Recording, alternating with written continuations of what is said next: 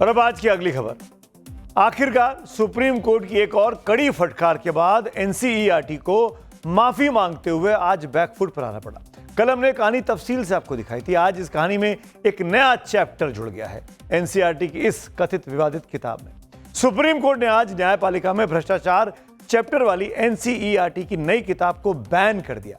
Supreme court ने सरकार से इस चैप्टर को लिखने वाले राइटर्स और सिलेबस में शामिल करने वाले अधिकारियों के नाम पूछे हैं ताकि उनके खिलाफ कड़ी कार्रवाई की जा सके। रामचरितमानस में तुलसीदास जी ने एक चौपाई में लिखा है, भय बिन होय न प्रीत, यानी जो काम कई बार अनुरोध या विरोध से नहीं होता वो एक डांट से हो जाता है। आज एनसीईआरटी के साथ सुप्रीम कोर्ट की सुप्रीम जज की अदालत में कुछ ऐसा ही हुआ है। दरअसल एनसीईआरटी ने कक्षा 8 की सोशल साइंस की किताब में एक नया चैप्टर न्यायपालिका में भ्रष्टाचार जोड़ा था। इसे देखकर chief justice of India Suryakant ने कड़ी आपत्ति जताई और एनसीईआरटी को फटकार लगाते हुए इसे एक सोची समझी साजिश बताया। सीजेआई सूर्यकांत ने इस पूरे मामले पर सुओ मोटो यानी स्वतः संज्ञान लिया और 3 जजों की बेंच ने इस पर आज भी सुनवाई की। इसमें आज कोर्ट का रुख बहुत ही तीखा था, तल्ख था, डांटने वाला था।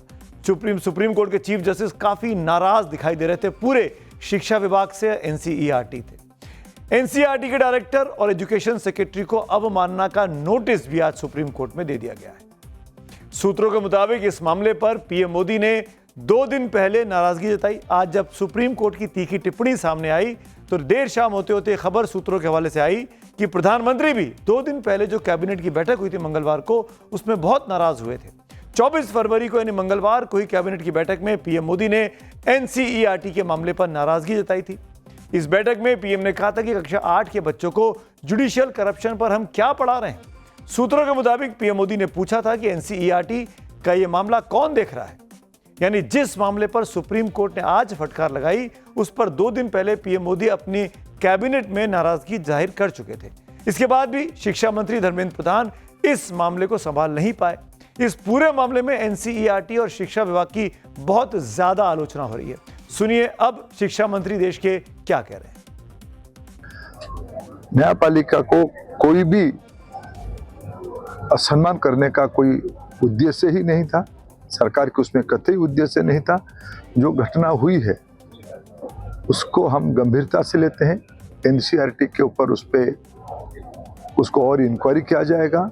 जो भी व्यक्ति उसमें से उस किताब को बनवाने में, उस चैप्टर को बनवाने में संलग्न है, उनके ऊपर कार्रवाई की जाएगी और आगे ये गलती ना हो, हम न्यायपालिका को आश्वस्त करते हैं। धर्मेंद्र प्रधान का ऐसा ही बयान हमने कुछ 2-3 हफ्ते पहले सुना था यूजीसी को लेकर। तब उन्होंने कहा था हम समझा नहीं पाए। आज भी वो ऐसी बात करते हुए दिखाई दे रहे हैं। धर्मेंद्र प्रधान उनके मंत्रालय पर लगातार कई सवाल खड़े हुए हैं। एनसीईआरटी वैसे तो शिक्षा मंत्रालय के तहत आती है, लेकिन इतने बड़े फैसले से शिक्षा मंत्री धर्मेंद्र प्रधान को अनजान रखा गया। हालांकि ये बात कही जा रही है कि अब वो कार्रवाई करेंगे। अब आपको ये भी जानना चाहिए कि आखिरकार एनसीईआरटी को बैकफुट पर क्यों आना पड़ा। इसे समझने के लिए कि आज कोर्ट रूम में क्या हुआ, ये आपको ग्राफिक्स जरूर देखने चाहिए। सबसे पहले सीजेआई सूर्यकांत ने नई किताब के प्रकाशन और डिजिटल प्रसार पर पूरी तरीके से बैन लगा दिया। एनसीईआरटी की किताब है, बच्चों को स्कूल में पढ़ाया जाना है और कोर्ट कह रहा है कि इसको बैन कर दो। कोर्ट ने कहा कि जिन स्कूलों तक ये किताब पहुंच चुकी है वहां से हटाने की जिम्मेदारी व्यक्तिगत रूप से एनसीईआरटी के डायरेक्टर और स्कूल के प्रिंसिपल की होगी। सुप्रीम कोर्ट ने एनसीईआरटी निदेशक को निर्देश दिया कि विवादित चैप्टर तैयार करने में शामिल व्यक्तियों के नाम और उनकी योग्यता कोर्ट के सामने पेश की जाए। यानी कोर्ट कितना नाराज था। कोर्ट ने उस मीटिंग को भी डिटेल मांगी जिसमें इस चैप्टर को फाइनल किया गया था। इस दौरान सरकार के वकील यानी सॉलिसिटर जनरल तुषार मेहता ने यह दलील दी कि जिन्होंने ये 2 चैप्टर तैयार किए वो अब कभी भी एनसीईआरटी या किसी मंत्रालय के साथ काम नहीं करेंगे। कोर्ट नाम पूछ रहा है। सरकार के सबसे बड़े वकील कह रहे हैं कि अब वो कभी काम नहीं करेंगे, नाम नहीं बताया गया। इस पर सीजेआई सूर्यकांत ने कहा कि तब तो ये बहुत आसान हो जाएगा कि वो बिना सजा के छूट जाए। यानी सीजेआई सजा देने के मूड में है। आगे सीजेआई ने तीखी टिप्पणी की और कहा कि चैप्टर बनाने वालों ने गोली चलाई है। आज न्यायपालिका लहूलुहान हो गई है। अब अगली सुनवाई इस मामले की 11 मार्च को होगी। आगे बढ़ने से पहले आपको बार काउंसिल ऑफ इंडिया के अध्यक्ष मनन मिश्रा का एक बयान सुनवाते हैं। आज कोर्ट में क्या हुआ, ये वही मनन मिश्रा हैं जो भारतीय जनता पार्टी के लिए बैटिंग करते हैं और अभी राज्यसभा के सांसद भी हैं। उनका कहना था कि ये किसी छोटे मोटे अनभिज्ञता से, इग्नोरेंस से नहीं हो सकता है। इसके पीछे कुछ गहरी साजिश लग रही है, कोई षड्यंत्र लग रहा है। तो वैसी स्थिति में मामले का जांच होना चाहिए, किसने ऐसा किया। एक अपोलॉजी, सिंपल अपोलॉजी से भी माननीय न्यायालय ने कहा कि उससे काम नहीं चलेगा। जो भी लोग इन्वॉल्व हैं उनको जो सजा होनी चाहिए या जो उनके खिलाफ एक्शन होना चाहिए वो होगा। आज कोर्ट में सीजेआई सूर्यकांत ने एक बार फिर कहा कि यह पूरा मामला न्यायपालिका को बदनाम करने की गहरी और सुनियोजित साजिश है। सीजेआई सूर्यकांत की नाराजगी को देखते हुए आज सरकार के वकील तुषार मेहता ने कहा कि सबसे पहले एनसीईआरटी की गलती के लिए खेद व्यक्त करता हूं, लेकिन चीफ जस्टिस सूर्यकांत ने कहा कि एनसीईआरटी की प्रेस विज्ञप्ति में माफी का एक भी शब्द नहीं है। मामले को संभालते हुए तुषार मेहता ने कहा कि नई किताबें वापस मंगा ली गई हैं। सीजेआई ने तब कहा कि हम गहराई से जांच चाहते हैं, हमें यह पता लगाना होगा कि इसके लिए कौन जिम्मेदार है। हम इस मामले को ऐसे ही बंद नहीं करेंगे। कोर्ट ने यह भी कहा कि यदि इस मामले को ऐसे ही छोड़ा गया तो इससे न्यायिक पद की प्रतिष्ठा जनता की नजर में प्रभावित हो सकती है। किताब में सुप्रीम कोर्ट और उच्च न्यायालयों के गौरवशाली इतिहास और योगदान को एक झटके में नजरअंदाज कर दिया गया है। कानून के जानकार भी मानते हैं कि एनसीईआरटी के इस चैप्टर को सिलेबस में शामिल करना कोई सामान्य बात या रूटीन प्रोसेस नहीं है। सुनिए कानून के जानकार अब क्या कहते हैं। जुडिशरी पे अरियर्स और करप्शन के बारे में पहले तो शायद एनसीईआरटी में था नहीं, तभी तो सिर्फ हमें यही बताया जाता था कि ये संसद में कानून बनते हैं, उसकी इंटरप्रिटेशन जुडिशरी के पास आता है। ये सब तो सभी एनसीईआरटी बुक्स में है। पर जुडिशियल करप्शन को एक स्पेसिफिक चैप्टर या स्पेसिफिक कुछ हेडिंग्स देना, ये तो मैं समझता हूं कि बगैर किसी की सोच और समझ ये ऐसा हो नहीं सकता। और ये चक्रव्यूह में आगे बढ़ते हैं। बात बीएसपी के एकमात्र विधायक हैं उत्तर प्रदेश में उमा शंकर सिंह, उन पर इनकम टैक्स के छापे पड़े हैं। अब इस पर राजनीति जमकर हो रही है, देखिए।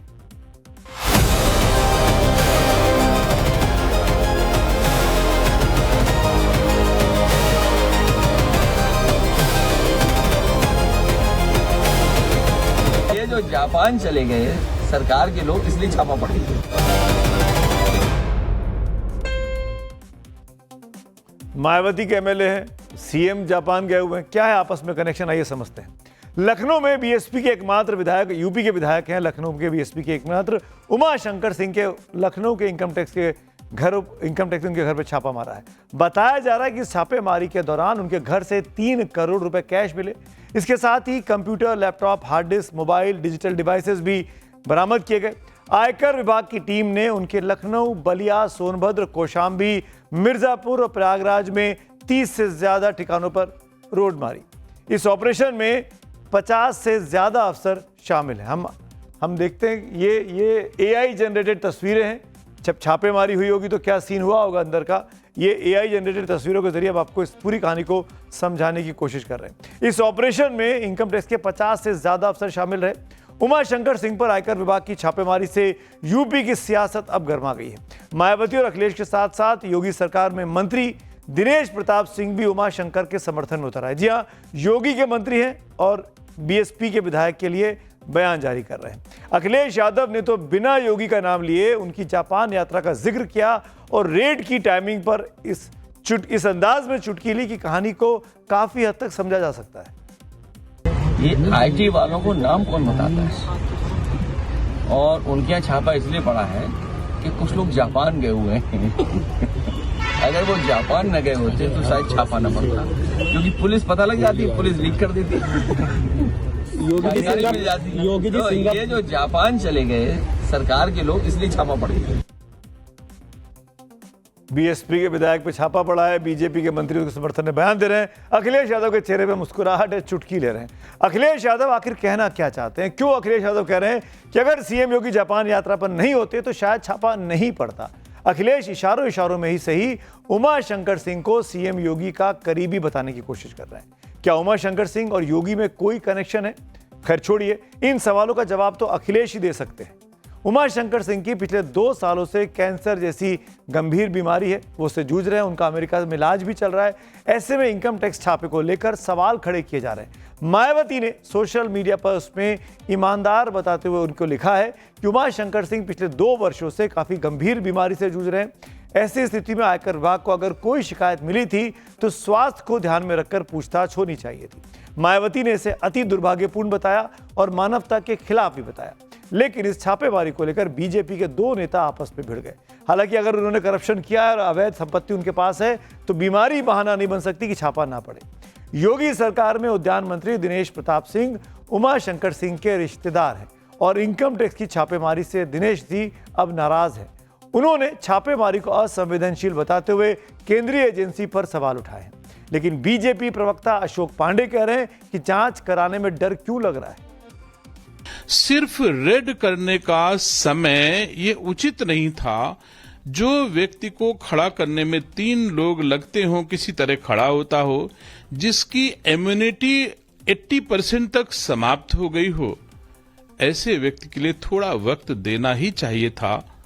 चाहे हमारे देश और प्रदेश के राजनेता हों, चाहे संस्थाएं हों, सबको पता है कि उमाशंकर सिंह गंभीर बीमारी से बीमार हैं। देखिए, मुझे ऐसे ही कहीं रेट तो पड़ती नहीं। मेरा कहना है कुछ न कुछ क्लू है तो रेट पड़ी है। मेरा कहना है अगर कहीं किसी की कोई जांच हो रही है तो जांच कराने में क्या हर्जा है। इसमें कोई बेइज्जती उसकी बात तो है नहीं।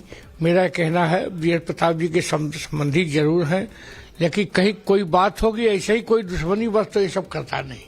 निश्चित तौर पे अगर रेट पड़ी है तो उसकी जांच होनी चाहिए। आप समझ रहे होंगे दिनेश प्रताप सिंह जो कि यूपी की योगी सरकार के मंत्री हैं, वो क्यों बचाव कर रहे हैं उमाशंकर सिंह का। उसके साफ साफ वजह कि आपस में दोनों की रिश्तेदारी है। कहानी दरअसल ये कि दोनों आपस में समधी हैं। उमाशंकर सिंह के बेटे का विवाह दिनेश प्रताप सिंह की बिटिया से हुआ है। इस शादी में खास तौर पर मायावती ने बलिया जाकर दूल्हा दुल्हन को आशीर्वाद भी दिया था। वो आमतौर पर शादियों में मायावती आती जाती नहीं है। उमाशंकर सिंह को मायावती अपना मुंह बोला भाई भी मानती हैं। 2011 में उमाशंकर सिंह ने बसपा ज्वाइन की थी। पहली बार वो 2012 में रसड़ा से बीएसपी के टिकट पर जीते थे। 2017 में बीजेपी की मजबूत लहर के बावजूद उन्होंने जीत का डंका बजाया और 2022 में बीएसपी ने यूपी में सिर्फ एकमात्र सीट जीती, वो उमाशंकर सिंह की ही सीट थी। कहा जाता है कि योगी सरकार में भी अच्छी खासी पहुंच है उमाशंकर सिंह की। कुछ लोग तो उन्हें योगी के करीबी बीएसपी विधायक कहते हैं। शायद इसीलिए आज अखिलेश ने छापे पर चुटकी लेते हुए सीएम योगी को ही लपेट लिया, जिसके बाद कांग्रेस को भी बीजेपी पर हमला करने का सियासी मौका मिल गया। देखिए, भारतीय जनता पार्टी जब से देश और प्रदेश में आई है, वो राजनीतिक द्वेष से हमेशा ही ईडी की रेड डलवाते हैं, इनकम टैक्स की रेड डलवाते हैं। इनका आज का काम नहीं है।